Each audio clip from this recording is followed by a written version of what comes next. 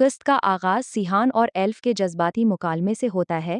سیحان کی اچانک آنکھ کھلتی ہے تو ایلف اس سے جلدی اٹھنے کی وجہ پوچھتی ہے۔ سیحان اس سے معذرت کرتے ہوئے ماضی کی ایک تلخ یاد کا ذکر کرتا ہے جب وہ ایلف کو گھر چھوڑنے جا رہا تھا اور شاید وہ اس کا سچا احساس نہیں کر پا رہا تھا، جس پر ایلف اسے تسلی دیتی ہے کہ وہ اس کے صدمے اور جذبات کو اچھی طرح سمجھتی ہے۔ سیحان انتہائی مایوسی اور خوف کی حالت میں ایلف سے التجا کرتا ہے کہ وہ اسے کبھی چھوڑ کر نہ جائے، کیونکہ وہ ابھی مرنا نہیں چاہتا بلکہ ایلف کے ساتھ زندگی گزارنا، اس کے ساتھ بوڑھا ہونا اور ہر لمحہ اس کے ساتھ رہنا چاہتا ہے۔ وہ ایلف سے باہر گھومنے، لانگ ڈرائیو پر جانے، ڈنر کرنے اور سمندر کے کنارے وقت گزارنے کی ضد کرتا ہے، جس پر ایلف اس سے باہر جانے کا وعدہ کر لیتی ہے۔ اس کے بعد سیحان اپنی چندا، اپنی دادی بزرگ خاتون کے پاس جاتا ہے اور ان سے دعاؤں کی درخواست کرتا ہے۔ چندا اسے دلاسا دیتی ہے کہ ان کا روم اس کے لیے دعا کر رہا ہے اور اگر ضرورت پڑی تو وہ اپنا دل بھی اسے دینے کو تیار ہے۔ سیحان جذباتی ہو کر کہتا ہے کہ وہ اتنا خود غرض نہیں ہے کہ زندہ رہنے کے لیے کسی اپنے کا دل لے، اور یہ کہ سانسیں اور دل کی دھڑکنیں انسان کے اپنے اختیار میں نہیں ہوتی۔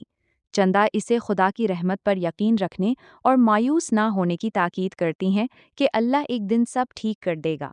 اگلے منظر میں سیحان اور ایلف اپنی ڈیٹ پر جانے کے لیے تیار ہو رہے ہوتے ہیں۔ ایلف کپڑے منتخب کرتی ہے اور سیحان اس کی خوبصورتی کی تعریف کرتا ہے۔ باتوں باتوں میں جب سیحان یہ کہہ دیتا ہے کہ کیا پتہ یہ ہماری آخری ڈیٹ ہو، تو ایلف شدید ناراض اور اداس ہو جاتی ہے اور اسے ایسی ڈرامے بازی اور باتیں کرنے سے سختی سے منع کرتی ہے۔ سیحان ماحول کو ہلکا کرنے کے لیے ماضی کے کچھ شریر اور ضدی قصے یاد دلاتا ہے، جب ایلف پہلی بار اس کے گھر معاوضے کے پیسے لینے آئی تھی اور وہ دونوں مسکراتے ہوئے پرانی یادیں تازہ کرتے ہیں۔ ڈیٹ کے دوران وہ ایک دوسرے کے ساتھ محبت کا اظہار کرتے ہیں اور ایلف بتاتی ہے کہ اسے زندگی میں سب سے زیادہ ڈر کسی اپنے کو کھونے کا لگتا ہے۔ وہ سیحان کے بوڑھے ہونے کے انداز کا تصور کرتی ہے کہ وہ اپنے بابا کی طرح سفید داڑھی اور روبدار شخصیت میں کیسا لگے گا، جس پر سیحان ایک بار پھر کہتا ہے کہ زندہ رہا تو ضرور رکھوں گا۔ اسی دوران جب دونوں باہر بیٹھے ہوتے ہیں تو اچانک موسم یا ماحول کے اثر سے سیحان کے ہاتھ ٹھنڈے ہونے لگتے ہیں۔ ایلف فکرمند ہو کر اسے کچھ گرم پہننے کا کہتی ہے تاکہ اسے فلو نہ ہو جائے، لیکن سیحان چڑچڑا ہو کر جواب دیتا ہے کہ کیا بار بار اسے یہ یاد دلانا ضروری ہے کہ وہ بیمار ہے اور مرنے والا ہے۔ وہ شدید مایوسی کا اظہار کرتا ہے کہ اس نے ابھی تک زندگی میں نہ اپنے بابا کے لیے کچھ کیا، نہ ایلف کے لیے اور نہ ہی خود کے لیے۔ دوسری طرف سیحان کے والد غازی یوسف اپنے دفتر میں کسی قانونی یا کاروباری معاملے پر سخت ہدایات دے رہے ہوتے ہیں۔ جب ایلف وہاں کافی لے کر آتی ہے تو وہ غازی یوسف کی گفتگو سن کر ان سے سوال کرتی ہے کہ وہ اس دلدل اور سخت نظام کا حصہ کیوں بنے ہوئے ہیں اور کیا انہوں نے کبھی اپنا راستہ بدلنے کی کوشش نہیں کی۔ غازی یوسف جواب دیتے ہیں کہ یہ نظام ایک دلدل کی طرح ہے، جب کوئی اس میں دھس جائے تو یہ اسے مزید نیچے کھینچ لیتا ہے اور راستہ بدلنے کا موقع نہیں دیتا۔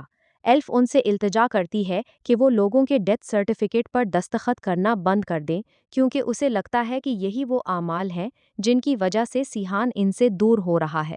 وہ سوچے کہ جہاں وہ دنیا کے لوگوں کی زندگی اور موت کے فیصلے کر رہے ہیں، وہاں اپنے سگے بیٹے کی زندگی خریدنا ان کے لیے ناممکن ہو رہا ہے۔ سیحان گھر سے کسی کو بتائے بغیر اکیلے ڈرائیو کر کے ڈاکٹر سالار کے پاس ہسپتال پہنچ جاتا ہے۔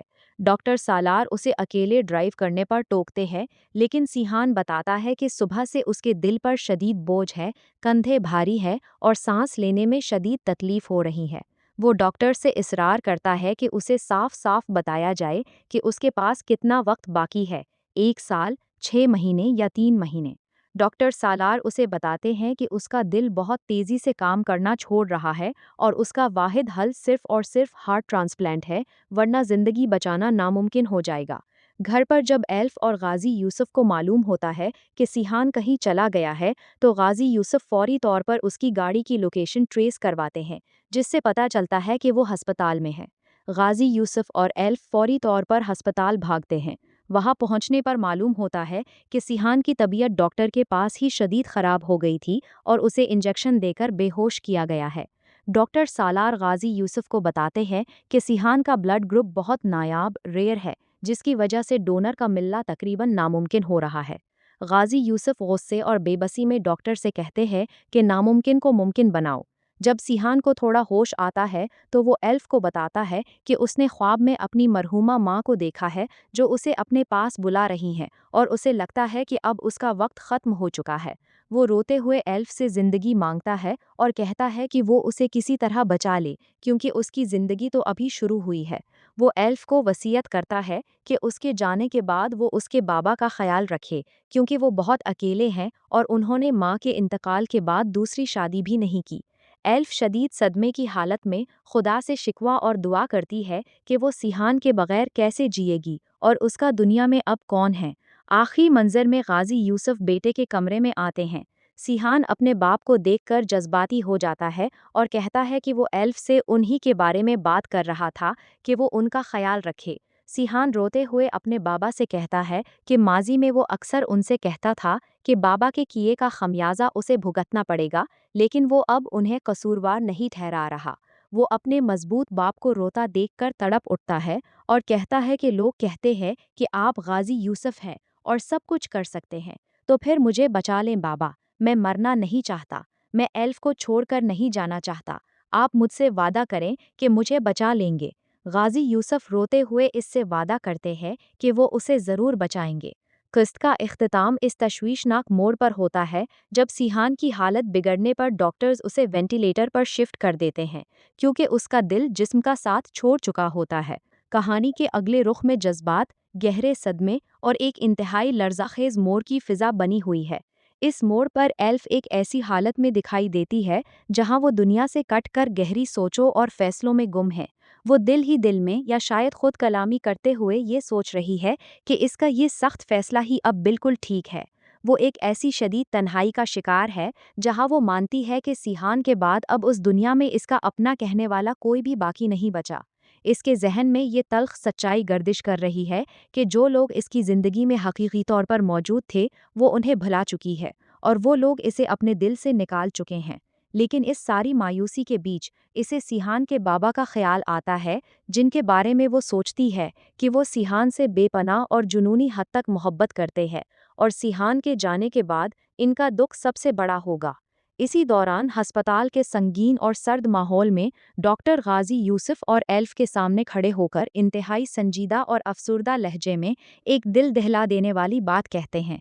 डॉक्टर इन दोनों को मुखातिब करते हुए खबरदार करते हैं कि अब हालात उनके हाथ से निकल चुके हैं और उन्हें अब किसी भी किस्म की, यहाँ तक कि बदतरीन खबर सुनने के लिए भी अपने दिलों को हर वक्त तैयार रखना होगा। ये सुनते ही गाजी यूसुफ के चेहरे पर एक ऐसी बेबसी और खौफ फैल जाता है जो उन्होंने ज़िंदगी में पहले कभी महसूस नहीं किया था। कहानी एकदम से इंतहाई ड्रामाई और हौलनाक मोड़ लेती है, जहां एल्फ गाजी यूसुफ के सामने खड़ी होती है और उनसे इंतहाई फिक्रमंदी और कपकपाती हुई आवाज़ में पूछती है कि बाबा ठीक है ना। लेकिन गाजी यूसुफ, जिनकी आंखों में एक अजीब सा पागलपन, पछतावा और होलनाकी दिखाई दे रही है, वो एल्फ के इस सवाल का कोई सीधा जवाब नहीं देते। वो एल्फ के बिल्कुल करीब आते हैं। उनके चेहरे के तासुरात से ऐसा लगता है जैसे वो अपने होश व हवास खो बैठे हों और वो इंतहाई मदहम और लरजती हुई आवाज़ में सिर्फ सॉरी, आई एम सॉरी के अल्फाज दोहराते हैं।